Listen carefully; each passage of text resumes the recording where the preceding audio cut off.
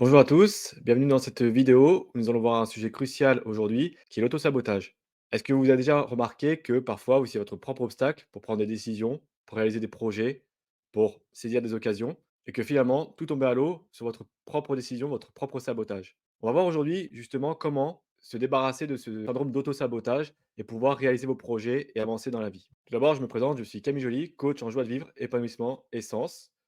Mon but est de vous aider, de vous accompagner à retrouver la joie de vivre, vous créer une vie épanouissante et qui a du sens pour tous ceux qui ont tout pour être heureux, mais qui ne le sont pas. À qui s'adresse cette formation? Elle s'adresse à tous ceux qui ont des difficultés à évoluer, toutes ces personnes qui sentent qu'elles stagnent dans leur vie, qui sentent qu'elles n'ont pas forcément tout ce qu'elles méritent, toutes ces personnes qui ont des difficultés à apprécier ce qu'elles ont dans leur vie également, qu'elles veulent mieux, elles estiment qu'elles peuvent avoir mieux, mais elles laissent passer les occasions. Toutes ces personnes qui désespèrent parfois de réussir, qui voient les autres avancer, les dépasser et toutes ces personnes qui se disent: «Moi aussi j'aurais pu» et qui au final ratent les occasions et ces personnes-là qui finissent dans une sorte de routine et d'ennui, dans une sorte de prison qu'elles se sont créées et tendent à sombrer de plus en plus dans cet ennui. Les conséquences pour ces personnes-là, c'est forcément de finir épuisées. Épuisées de croire en des projets et ne jamais les réaliser, épuisées de voir les autres réussir, les jalouser, les envier. Ces personnes-là vont peut-être s'isoler progressivement, car elles vont avoir une mauvaise influence sur les autres, une énergie négative.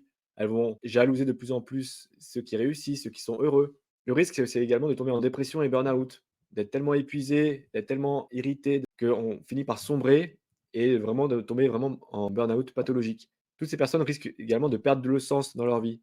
En ne réalisant pas nos projets, nos objectifs, on perd le sens, on perd vraiment le cap qu'on avait dans notre vie. On peut devenir également anxieux, angoissé, stressé. Justement, de plus en plus, car on n'arrive pas à réaliser ou à concrétiser des choses, on laisse passer des occasions, des opportunités, d'autres nous passent devant. On peut se sentir étouffé dans cette routine justement ennuyeuse et comme je l'ai dit, finir en dépression. Le but, c'est justement de cette formation, c'est de sortir de tout ça. Et aujourd'hui, nous allons voir comment sortir de ce syndrome de l'auto-sabotage, donc être votre propre obstacle, votre propre défi, pour vraiment profiter et réaliser tous vos projets. Cela se fait en 3 étapes. On va comprendre les schémas d'auto-sabotage, comment se libérer de ces schémas et la mise en pratique, forcément, c'est la plus intéressante puisque c'est là qu'on va voir comment concrètement vous pouvez facilement et simplement vous libérer de ce syndrome de l'auto-sabotage. Tout d'abord, pour comprendre comment on s'auto-sabote, il est important de s'observer. Pourquoi il faut s'observer? Parce que c'est vous qui allez vous observer et prendre du recul sur vos actions, sur vos choix, sur vos décisions, sur ce qui fait que vous avez raté une occasion, ce qui fait que vous avez refusé une opportunité. Pourquoi? Il est intéressant vraiment de s'observer, c'est la clé.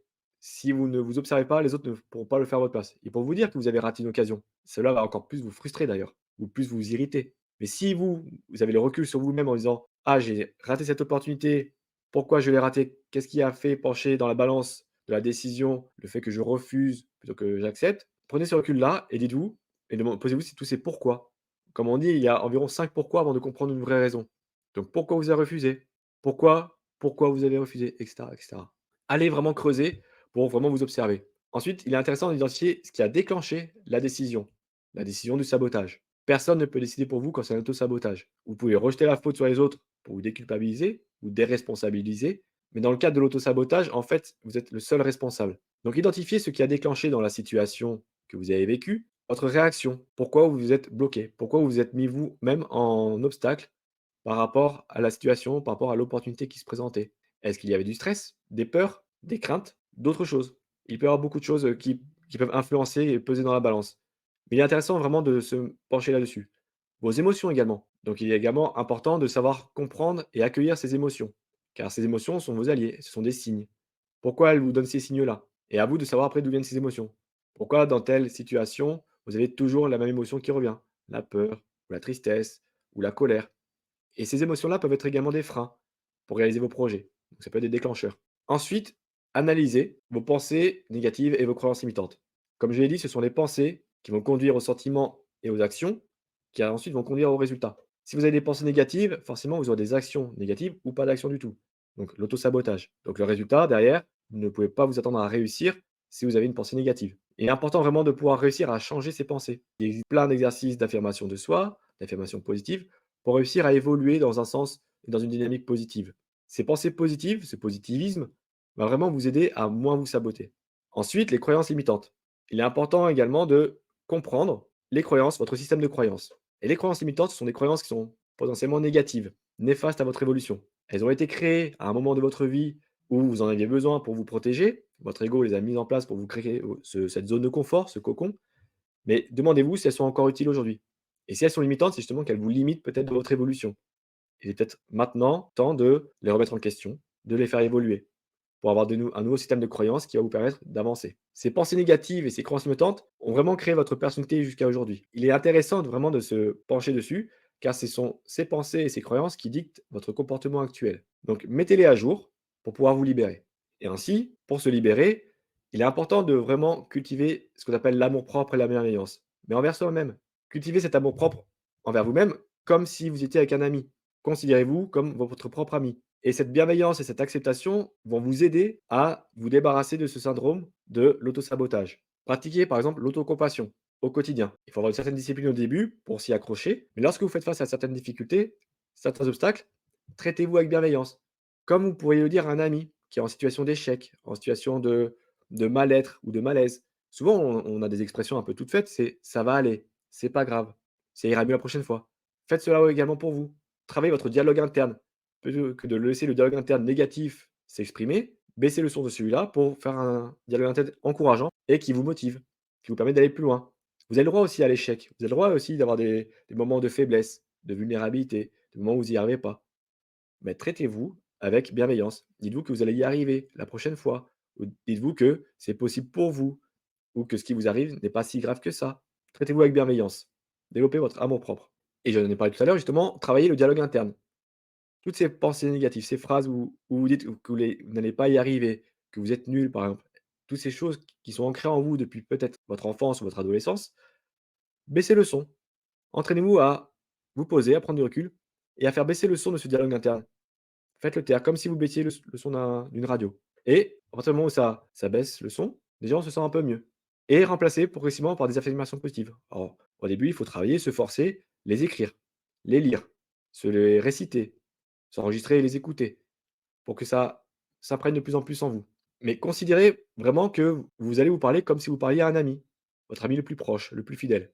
Et pour cela, il est important de ne pas attendre des situations désagréables et difficiles pour travailler. C'est un entraînement. Un sportif ne s'entraîne pas quand il se blesse.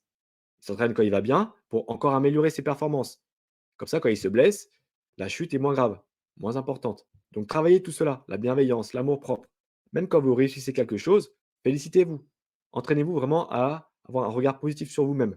Et pour vraiment vous donner aussi confiance sur votre possibilité de réaliser des objectifs, d'atteindre des résultats, des grands résultats, de réussir tout simplement, plutôt que de vous auto-saboter en pensant que vous n'allez pas réussir, dites-vous que vous avez déjà eu des réussites par le passé. Votre trajectoire de vie, votre expérience vous a mené jusque-là aujourd'hui.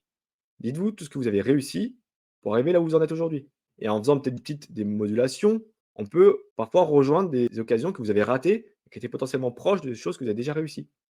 Donc posez-vous la question de qu'est-ce que vous avez déjà réussi dans le passé, que vous pouvez encore reproduire? Quels sont les éléments déclencheurs à ce moment-là de vos réussites?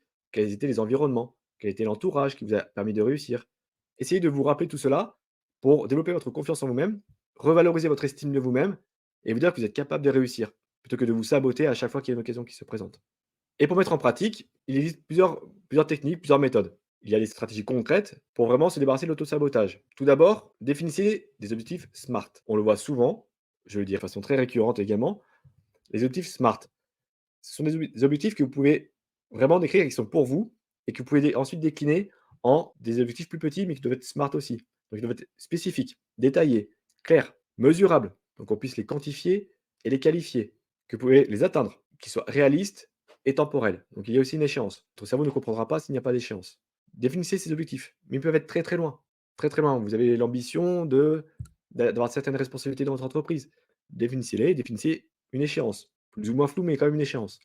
Et ensuite déclinez, revenez. Revenez et mettez les jalons qu'il vous faut pour atteindre cet objectif final qui sera votre objectif de réussite, de joie de vivre, d'épanouissement. Et tous ces petits jalons que vous allez mettre en intermédiaire vont vous permettre vraiment de vous dire que vous pouvez être capable de réussir. Si vous n'avez pas de marqueur pour vous dire où vous en êtes dans votre trajectoire, c'est très compliqué de savoir où vous allez, même si vous voyez au loin le cap. Ces objectifs, une fois qu'ils sont clairs et qu'on sait où on limite vraiment beaucoup l'autosabotage, puisqu'on sait ce qu'on veut et comment on le veut.